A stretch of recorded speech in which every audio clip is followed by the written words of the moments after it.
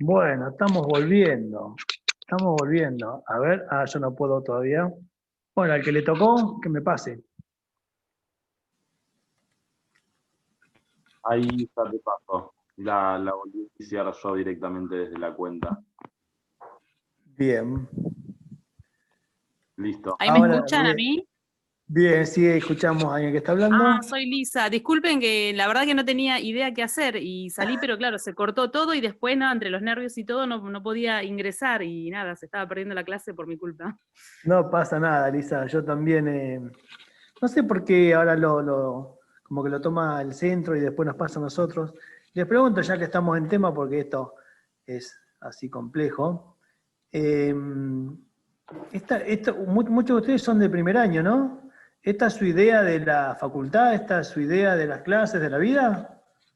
¿O muchos tuvieron suerte ya de conocer otra realidad? ¿O para muchos así fue su vida universitaria? ¿Con respecto a Clases, la materia o o al estilo de clases al virtuales? estilo, al estilo de clases. Ah, Porque, es un poco, no, es un poco complicado con el tema de los videos. Yo, por ejemplo, curso virtual, pero no con videos, otra carrera, pero no es con videos, simplemente ponen la información y bueno, uno estudia y después te presentás, bueno, rendís los finales. Pero así con los videos está bueno por un lado, lo que pasa es que bueno, pasan estas cosas de conexión, que a veces se complica, hasta claro, que le hay agarremos la autoridad, mano claro. todos. Sí. Yo también estoy cursando virtual Mm.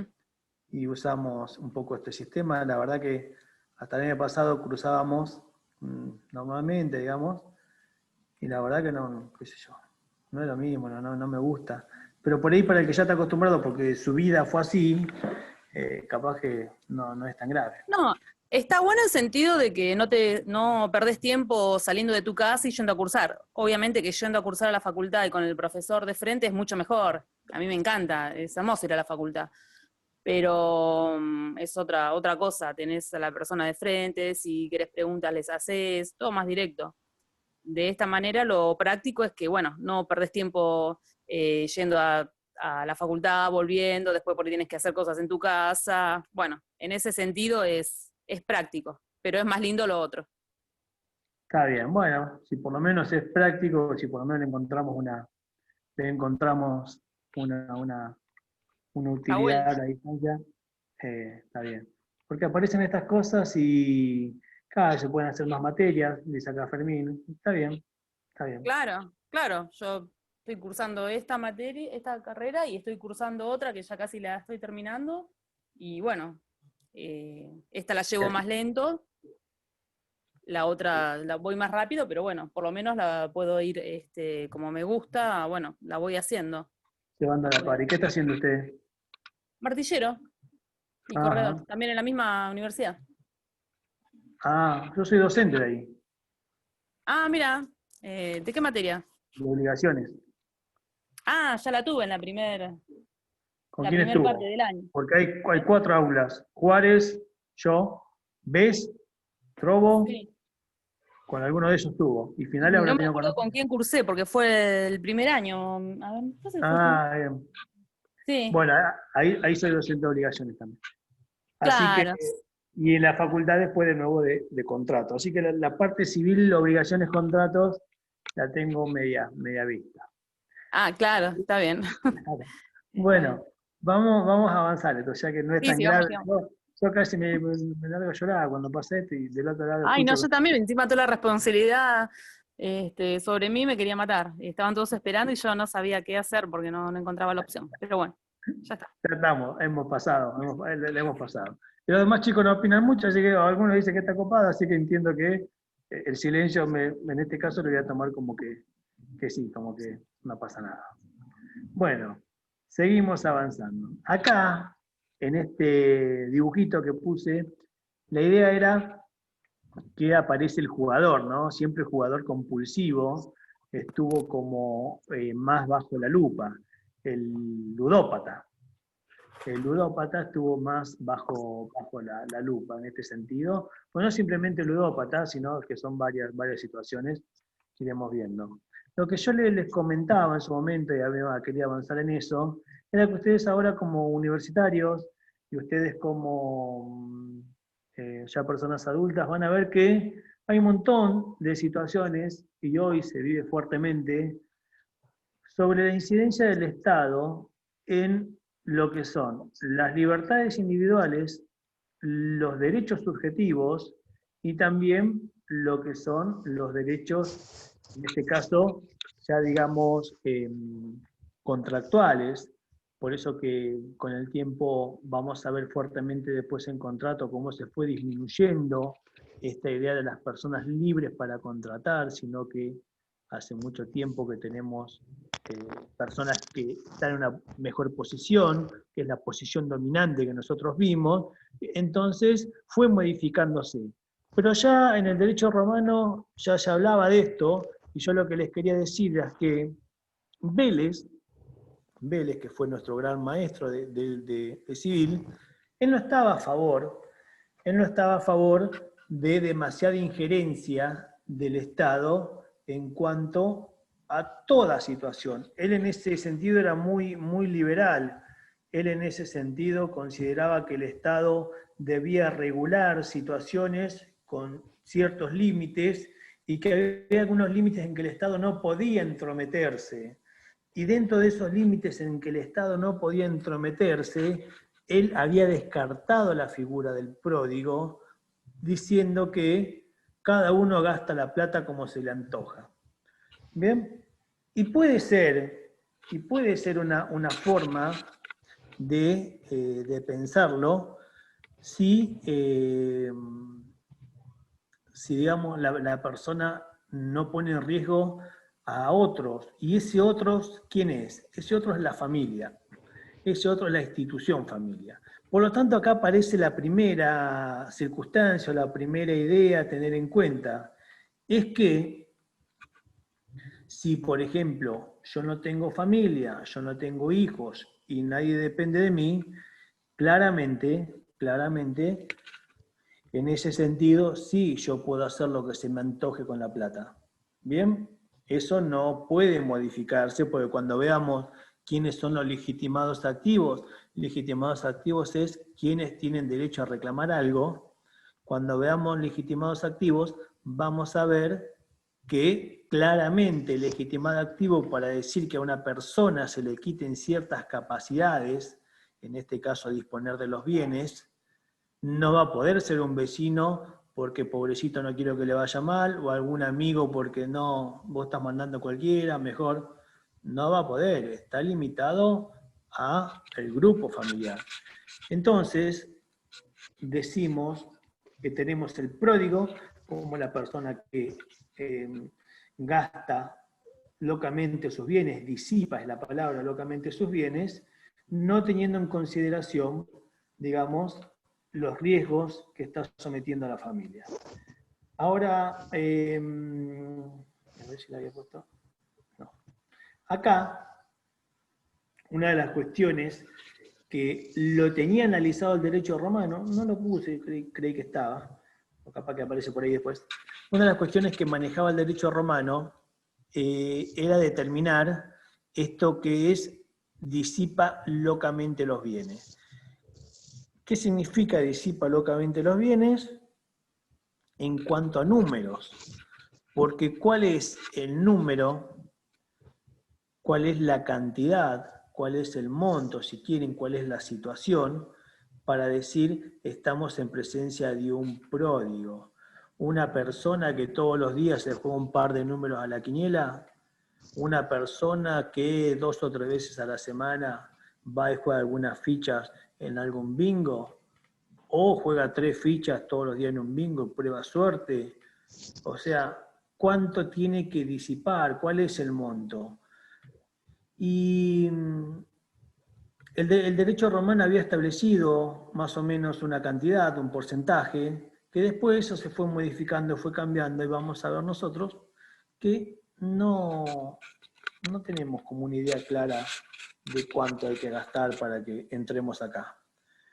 Entonces, ya pasando el artículo, recordemos, el único artículo que habla de inhabilitados en el código es el artículo 48.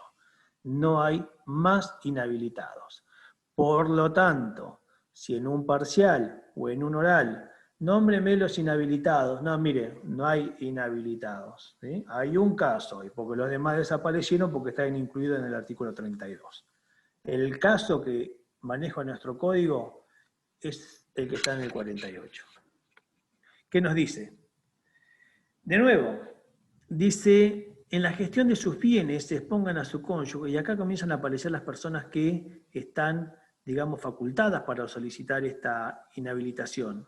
Aparece el cónyuge, aparece el conviviente va a tener que acreditar la convivencia tiene bastantes medios de acreditación, pero les comento lo siguiente. Hace un tiempo atrás, los registros civiles comenzaron a hacer un trámite que es el trámite de convivencia. ¿Por qué le digo los registros civiles? Porque los registros civiles no hacían convivencia, ¿sí? Los registros civiles no hacían convivencia. Entonces, uno tenía que depender de algunos lugares, como por ejemplo, que lo sigue haciendo, salgo a llover, para hacer una convivencia. No lo hacían los registros civiles. A partir de la modificación del Código Civil del 2015, y a partir de que el conviviente es un estado civil, ¿por qué les digo un estado civil? Porque existe la obligación, por ejemplo, en todo lo que son los formularios, tienen la obligación hoy de que aparezca la palabra conviviente. Entonces, vos hoy no vas a elegir casado, soltero, divorciado, viudo. Vas a elegir casado, soltero, conviviente, divorciado, viudo o viuda. ¿Bien? Pero, como se le dio tanta trascendencia a partir de 2015, trascendencia que ya tenía el conviviente, esto lo vamos a decir, nunca va a llegar a ser igual que un cónyuge porque no son los mismos derechos, pero sí el conviviente comienza a tener una regulación específica en el Código Civil y en toda la parte de familia el conviviente aparece constantemente nombrado, ¿sí? Cónyuge conviviente, cónyuge conviviente, cónyuge conviviente. Bien, les decía que es de una amplitud probatoria bastante amplia lo que es la convivencia, pero a la vez también uno debe probarla. Y hoy, desde que tenemos el código y desde que el registro civil toma y comenzó a tomar, porque es un estado más, cuando veamos estado, nosotros estamos viendo ahora capacidad, cómo es el circuito, atributos de la personalidad, nombre, capacidad, domicilio, patrimonio y estado. Nosotros estamos en capacidad. Cuando sigamos avanzando los atributos y vayamos al estado, que es el estado civil de las personas, ahí vamos a charlar un poco de conviviente y de los requisitos. Saber que desde que existe este registro, nosotros tenemos la posibilidad de ir al registro civil y hacer un trámite de convivencia. Tiene casi los mismos requisitos que casarte. Tenés que sacar un turno, tenés que llevar testigos, tenés que hacer tenés que librarte, tenés que te entregan un certificado, formás parte de lo que son los registros del lugar. ¿Por qué? Porque al existir esta posibilidad, por ejemplo, se han suspendido bastante las demás posibilidades que uno tenía de hacer una convivencia, por ejemplo, en el registro de comercio, que tomaba esos trámites. O lo podía hacer por medio de un escribano y presentarlo. O lo podía hacer en un juzgado de paz y después presentarlo. Ahora, existiendo la posibilidad de que de que el registro tome el trámite, en muchos lugares, probar la convivencia vas a necesitar de ese certificado, ¿sí? No alcanza, en muchos casos, con el simple hecho de decir, mire, tenemos el mismo domicilio, acá están mis documentos, mire, hemos tenido 2 hijos en común. ¿Por qué? Porque la palabra convivencia es una situación de hecho, y es una situación de hecho que puede desaparecer en cualquier momento. Uno hoy convive y mañana no convive. y puede ser que yo tenga el domicilio de que en algún momento lo puse pero no convivo, o puede ser que yo haya tenido 5 hijos, lo que no significa que esté conviviendo, me puedo haber separado. Y esto es importante, y yo acá se lo dejo como dato. Existen muchas situaciones en las cuales tenemos personas que reclaman o solicitan la pensión cuando fallece alguna de las partes como conviviente, ¿sí? Y acá ANSES es bien clarito.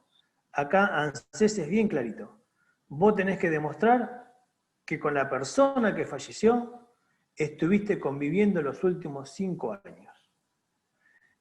¿Y cómo lo probás? Les vuelvo a repetir. No lo probás con partidas de nacimiento, como muchas veces las personas presentan, porque eso no acredita convivencia. No lo probás con fotos de que estuviste paseando. Es más fuerte que eso, ¿sí? Porque estás pidiendo un beneficio y el requisito es la convivencia en los últimos 5 años. ¿Bien? Les dejo esto como dato, lo irán viendo en otras materias, pero es tan bueno que lo conozcan por si alguno les pregunta. O por si alguno dice, sí, pero si están casados como conviviente, yo leí la vez pasada, escuché en la radio que dijeron, no es verdad. Seguimos. Después, ¿a quién más incluimos? A los hijos menores de edad con discapacidad. ¿Por qué? Porque claramente está en una situación vulnerable que necesitan o van a ser los más afectados en el caso de que esta situación lleve a que la persona disipe y comiencen a transitar, bueno, situaciones que ya nos imaginamos.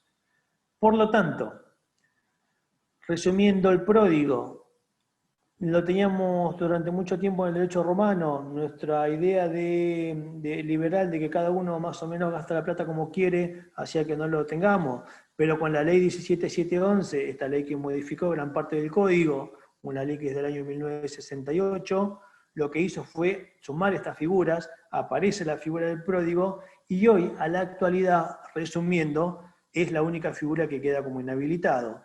Ahora bien, ¿va a poder esta persona, cualquier persona, ser declarada inhabilitado porque gasta la plata? No, el requisito es la familia. Y dentro de la familia, no el papá, no el abuelo, no el primo, no el tío, sino los que están nombrados exclusivamente por la ley. Bien. Acá aclaramos que la finalidad es la protección familiar. Entonces, si no hay familia que proteger dentro de lo que nombra el artículo, la finalidad desaparece. ¿Sí? Una persona mayor de edad puede disponer libremente de sus bienes y anteriormente se pedía, acá está, había que haya dilapidado una parte importante de su patrimonio, y la parte importante no quedaba muy claro qué significaba, y ahora sigue sin quedar claro, lo que puede también generar las controversias, porque de que es una parte importante del patrimonio, sin tener establecido un parámetro donde yo pararme, si yo soy decisor y me viene a plantear esta situación, yo no tengo un marco donde pararme, que es una parte importante del patrimonio. Bueno, será cuestión de análisis de la situación en particular, de lo que tenía, cuánto tuvo y cuánto tiene en la actualidad. Eso va a ser lo que a mí me dé una idea de si disipó una parte importante o no de ese patrimonio. ¿Por qué? Porque si tenía una moto que valía 50.000 pesos y un día la canjeó para jugar algo, no creo que lo vayamos a inhabilitar, porque en términos legales no era una gran cantidad de patrimonio la que perdió. Tal vez tuvo un mal momento, tuvo una mala situación, vendió de eso y no lo vuelve a hacer. No lo podemos saber. Lo que sí podemos saber es que ese monto y esa situación, estoy bastante convencido que no habilitaría, porque en todas estas cuestiones lo que necesitamos es la habitualidad. Ya lo vimos con los toxicómanos, ya lo vimos con los alcohólicos, lo vamos a ver después con los ancianos, y acá también lo debemos nombrar. Cualquier situación que tenga que ver con la capacidad, tenemos que pensar en la habitualidad o en la patología. Esas son las dos palabras que a mí me marcan, ¿sí? Las recuerdan, las anotan, las tienen ahí guardadas en algún lado, que cuando hablamos de capacidad, tenemos que partir de dos cuestiones. La primera es determinar, digamos, si una persona no va a poder ejercer por sí mismo los derechos, ya sea porque la edad no se la permite, o después porque tiene algún tipo de situación, pero que es habitual, ¿sí? Es habitual, puede ser que es habitual porque es su comportamiento natural, o puede ser que es habitual porque tiene una enfermedad. Bien, seguimos. A ver, acá. Si podés poner, pero ya había puesto. Bien. Ahora bien, el segundo párrafo del artículo 48, nos vuelve a hablar un poco de la discapacidad, pero como nosotros ya vimos la vez pasada el tema, espere que me salté acá. No sé por qué se fue para atrás.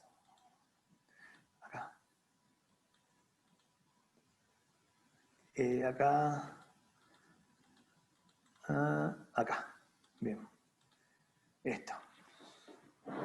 Esta parte, ¿no? Esta parte.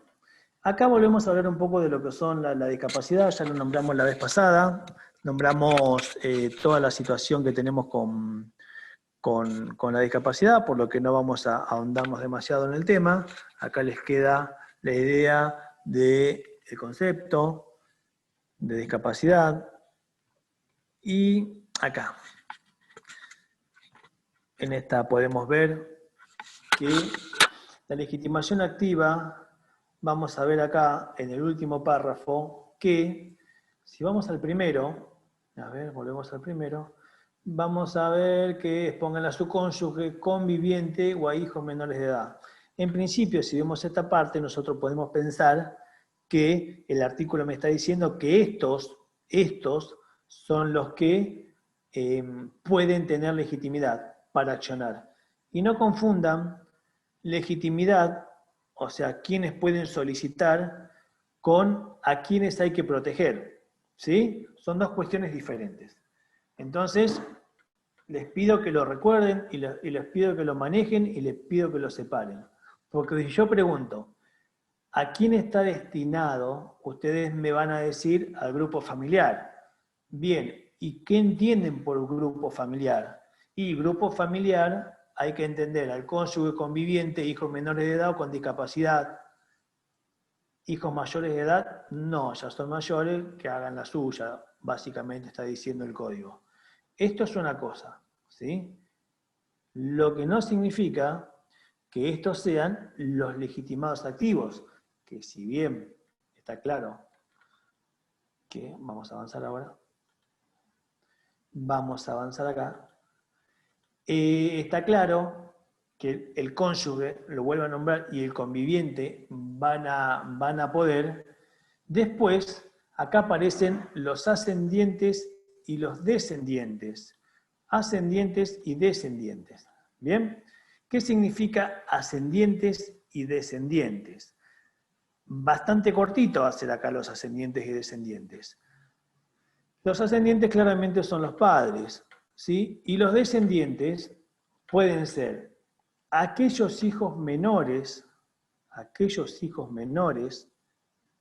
que ya vimos que es aquellos que se los protege, que necesitan una protección, y a la vez estos hijos menores tienen hermanos mayores, por lo que el pródigo puede tener hijos mayores, pero ya dijimos que no está protegido por la ley, porque el primer párrafo no nombra, digamos, a todos los descendientes, nombra a los menores de edad o a los que tienen discapacidad.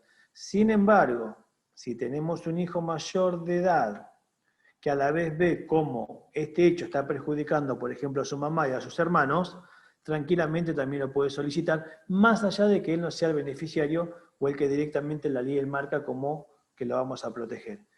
Entonces, hay una cuestión familiar amplia. Por un lado decimos quiénes son los protegidos por la figura, y por otro lado decimos quiénes son los que tienen legitimidad activa para accionar. Y por último se plantea la duda si el propio pródigo puede pedir o no su inhabilitación. Ahí ya los libros tendrán para varios gustos. ¿Cuál es el efecto? El artículo 49, bueno, acá está básicamente sencillo, designar un apoyo, ¿para qué? Para que tenga que con este apoyo decidir cuestiones que hagan a los actos de disposición.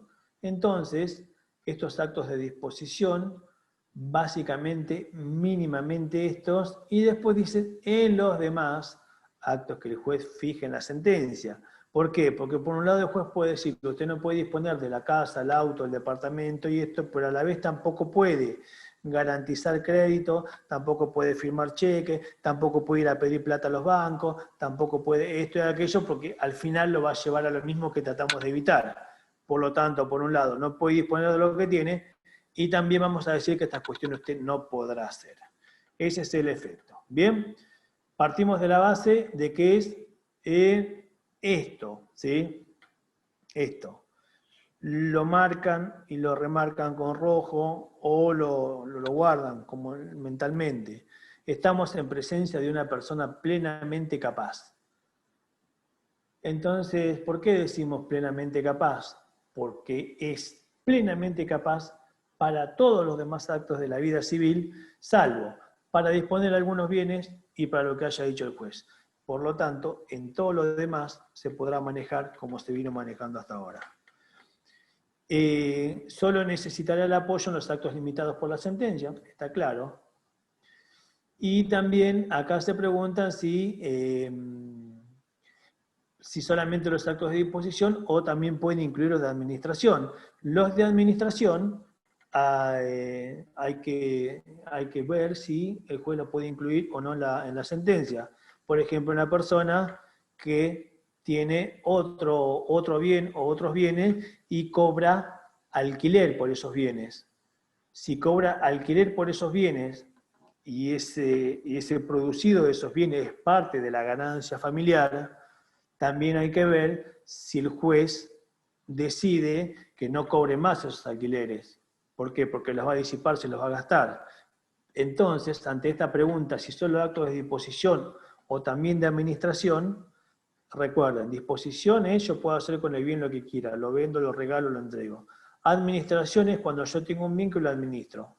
Por ejemplo, ya les dije, alquileres. Entonces acá se le da una facultad más amplia al juez y él va a poder determinar si la administración se incluye o no se incluye. Bien. Esta última parte la vamos a hacer media leída tranquila, a ustedes les quedará leer, así no se nos hace pesado más allá del corte, que nos dice lo siguiente. Aparece la ancianidad. Lo primero que tenemos que decir es que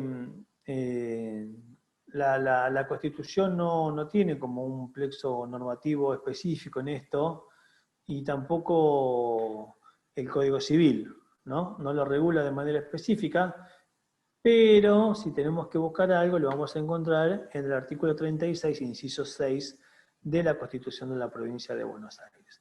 Dentro de lo que es la pirámide esta de leyes, teniendo, como ya sabemos, a la punta del tratado y todo lo que tenemos ahí, y seguimos bajando, vamos a encontrar que la ancianidad como tal, dentro de lo que es nuestro sistema interno, no aparece regulado y recién aparece en el Código de la Provincia, pero si estamos viviendo, en la Constitución de la Provincia, pero si estamos viviendo en la Constitución de Buenos Aires, vivimos en Buenos Aires, la Constitución les puedo decir que es una norma bien específica y es una norma que tiene peso. Nosotros vamos a ver, cuando ustedes trabajen como abogados, van a partir de la Constitución Nacional, y si más o menos por ahí nos cierra el tema, enseguida bajamos a la Constitución Provincial. Entonces la Constitución Provincial sí me habla de la tercera edad y que tienen como base este derecho a la protección integral por parte de su familia. Y después políticas que tienen que hacer las provincias. La vez pasada un compañero me preguntaba si íbamos a ver o si por qué no veíamos las leyes que aparecían también en los programas. La ley aparece dentro de la 24.417. La 24.417 es una ley de violencia familiar. Esta ley de violencia familiar se aplica a todas las situaciones de violencia familiar. Y el artículo 2 incluye a menores, incapaces, ancianos, discapacitados. Entonces acá remarco la palabra ancianos, que ellos están enmarcados dentro de lo que es el artículo 2.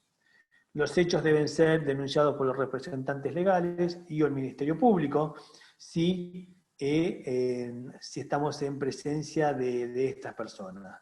También están obligados a efectuar la denuncia a los servicios asistenciales, sociales o educativos, políticos, públicos, profesionales de la salud y todo funcionario público a razón de su labor.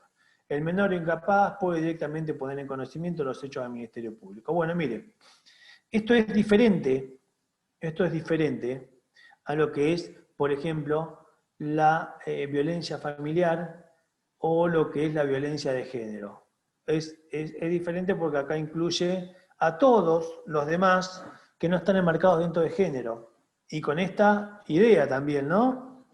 Con la idea de que nosotros podemos, digo podemos porque yo soy funcionario público, podemos, si conocemos situaciones como estas, podemos denunciarlas. Y no solo dice podemos, cuestiones que también generan discusiones entre nosotros, porque hay que ver los efectos, porque tiene efectos muy invasivos en el caso de que uno denuncie, cuando hay más que nada menores o incapaces. Entonces, sí saber que a diferencia de lo que es la violencia de género, donde yo no puedo ir a hacer una denuncia, por eso que siempre se invita a la parte a que vaya a hacer la denuncia correspondiente, eso en el derecho se conoce como actuación de parte o actuación de oficio. Van a ir aprendiendo que hay un sinfín de situaciones en las cuales se necesita sí o sí que la parte haga la denuncia, y en el derecho penal pasa igual, y hay otras en las cuales, cuando se conoce la situación, los organismos públicos están facultados para comenzar la investigación o denunciar. Por eso que acá aparecen los profesionales de la salud. Son aquellos que cuando llevamos por ejemplo, a alguna persona a un centro asistencial y los profesionales notan golpes, cicatrices, moretones, quemaduras, esto, o le comentan algo, o le dicen alguna cosa, ellos también pueden denunciar. Y si estamos hablando en el caso de los abuelos, claramente también uno puede denunciar. Después tenemos en la provincia de Buenos Aires también la ley de la violencia de la provincia de Buenos Aires, que vuelve básicamente a repetir lo que marca esta ley nacional. ¿Bien? Y lo que yo ahí está. Con lo que terminamos ahora es esta palabra que fue con la que comenzamos la clase, que se llama senectud. ¿Y qué es esto? Es la etapa en la que vive el ser humano cuando ya está en su madurez, cuando ya está en la vejez. Y es la ancianidad. Entonces, ¿qué pasa acá? Trae problemas, ¿sí? Trae problemas como la osteoporosis, como la artrosis, como muchas veces el mal de Alzheimer, que está vinculado muchísimo más a las personas de edad avanzada que a los jóvenes. Y esto es la senectud, digamos, el deterioro que hoy les comentaba. ¿Y qué produce esto? Produce inconvenientes para adaptarse a las nuevas situaciones. Vamos a ser mucho más reacios a los cambios. Es como decirle a mi papá, no, así no se hace el asado. ¿Qué le voy a decir a mi papá? No, y le puedo mostrar un montón de cosas y no, va a cambiar y ya está, porque hay mucha resistencia. Y también acá, la última parte, que es lo que debería haber remarcado, no lo remarqué, es saber que estamos en presencia, que no estamos en presencia de una patología, sino que es un proceso natural al que vamos a llegar todos, y en este caso, lo que sí se va a necesitar es una colaboración, una ayuda, un entendimiento. Vamos a necesitar de un apoyo, o sea, sacarle capacidad al abuelo o a la abuela, si este proceso a la vez viene acompañado de alguna patología. Ahí sí. Pero naturalmente cuando comienza a estar más viejito, más caprichoso, más, bueno, ahí no podemos, eso es normal y nos vamos a tener que bancar, ¿sí? Ahora si comienza a tener otras cuestiones, ahí ya es diferente. Así que, mira lo que es eso. Esta es la clase de hoy, ¿sí? Con las dificultades técnicas en el medio, que fue una por lo menos, una sola. Así que bueno, como siempre, si tienen preguntas, me preguntan, y si no, seamos libres. Seamos...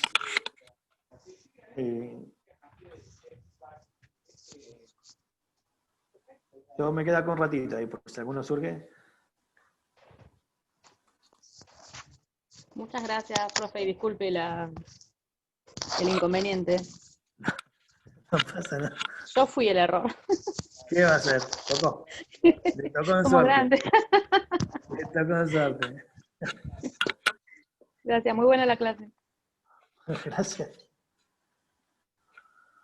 Profe, tengo una consulta sobre la clase de ayer, que la profesora no nos supo explicar bien, no nos pudo dar un ejemplo, digamos. ¿De qué? A ver. Es sobre ya le digo, lo tengo acá anotado, las restricciones a los actos realizados por la persona declarada incapaz o con capacidad restringida. Cuando son los declarados nulos, los actos declarados nulos, que tenían 3 supuestos. Sí. La pregunta... Uno era de mala fe, el otro era a título gratuito, y cuando era notoria la enfermedad. Eso es lo que no nos supo explicar. ¿Cuál sería un caso, un ejemplo de eso? Un ejemplo de... Hay muchos... a ver, caso de nulidad, nosotros vamos a ver nulidad, ¿no? Caso de nulidad, por ejemplo, un acto jurídico es nulo cuando no cumple con alguno de los requisitos de ley. Por ejemplo, que lo haya realizado un menor. ¿Bien? Por ejemplo, que lo haya realizado una persona que tiene alguna incapacidad de derecho. Hay personas que tienen incapacidad de derecho. Cuando nosotros avancemos vamos a ver en contratos que, por ejemplo, los esposos no pueden contratar. Es una limitación que tiene la ley. Yo no puedo contratar con mi mujer, ¿sí? Puedo formar una sociedad, eso apareció ahora, pero yo no puedo contratar. ¿Qué quiere decir yo no puedo contratar? Yo no le puedo donar todos los bienes porque es un contrato, porque hay una sociedad. Yo no le puedo regalar cosas porque para regalar tengo que hacer un acto que también es un contrato. Yo regalo y ella acepta, es una donación. Yo lo que no puedo hacer es traspasarle bienes a esta persona.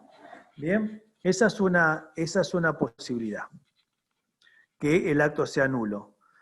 Otra, o ya le digo, hecho por ejemplo por un menor de edad.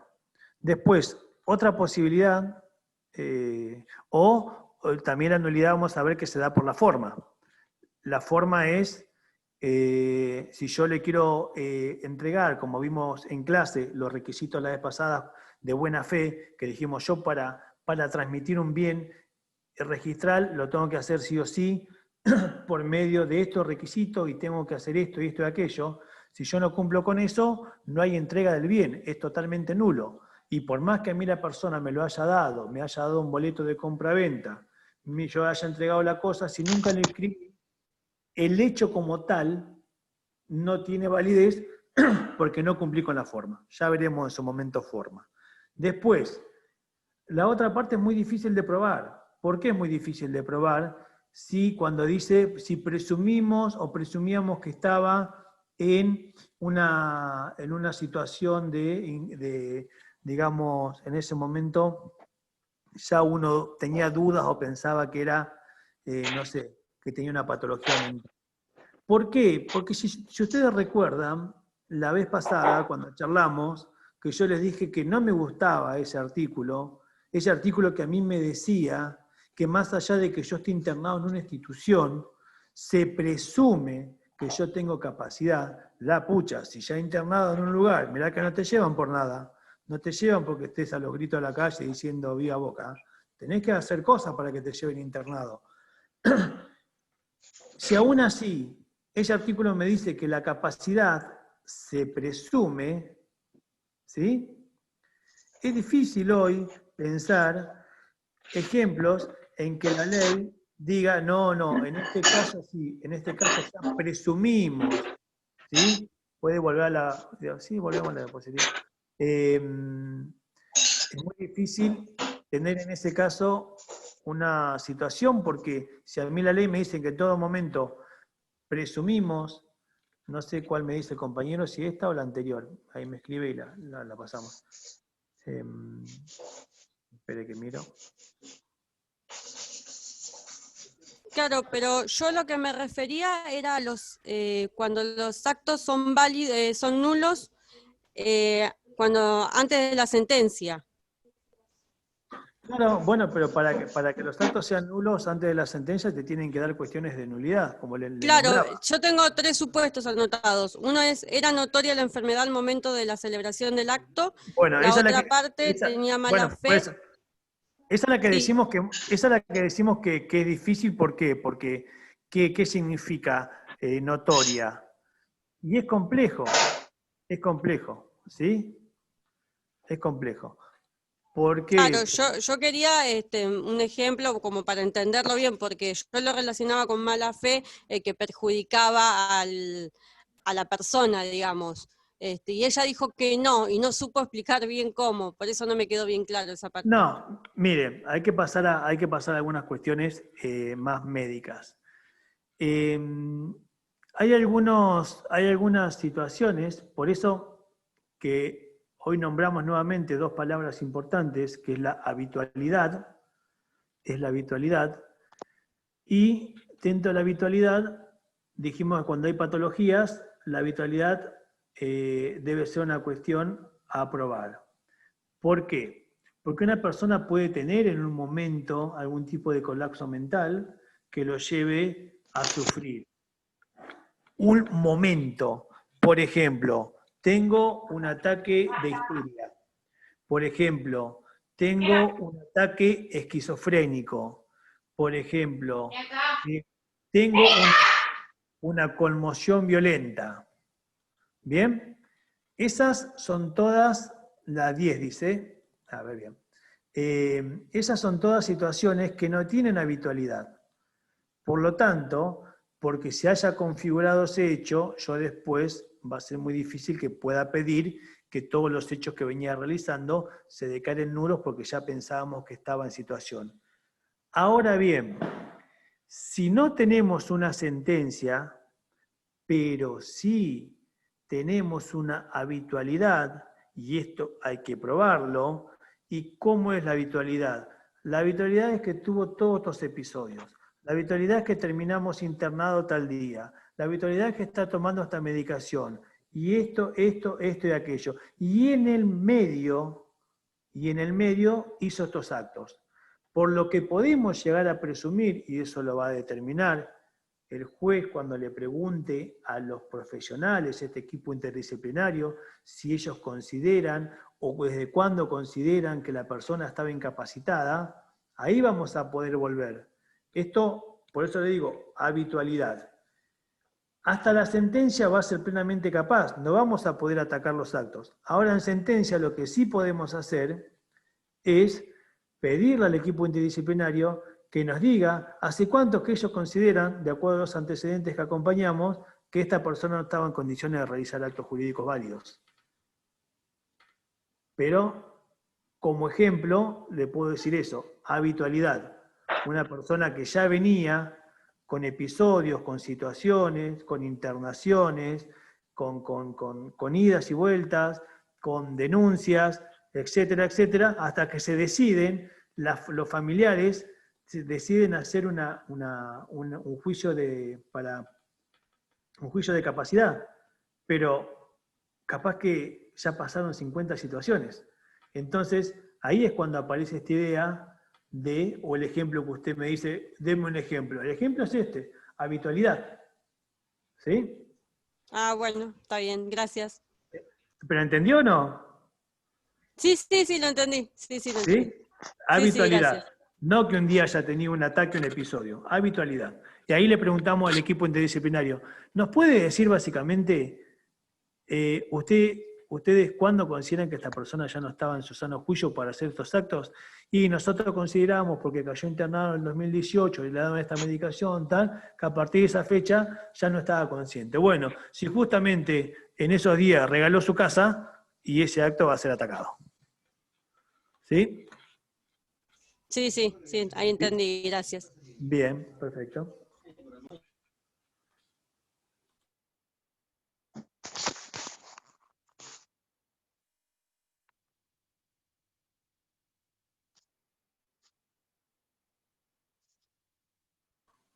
Bueno, los voy despidiendo. Gracias, Claudia. Seguimos en contacto.